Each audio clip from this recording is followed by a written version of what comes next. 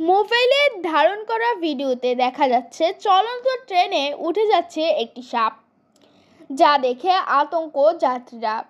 দেশে যখন Russell's viper নামের সাপের আলোচনার কেন্দ্রবিন্দুতে, ঠিক তখন সাপ নিয়ে আরও এক ঘটনা ঘটল চলন্ত একটি ট্রেনে যাত্রীদের সঙ্গে।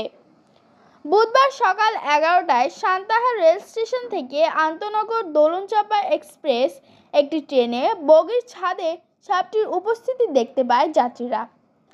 এরপর ট্রেনে দায়িত্বরতদের জানানো হয়। ট্রেনটি রাত 11টায় পঞ্চগড় বীর মুক্তিযোদ্ধা সিরাজুল ইসলাম রেল স্টেশনে পৌঁছালে রাতে রেলের কর্মীরা সহ সবাই খোঁজাখুঁজি করলে সাপটিকে পাওয়া যায়নি।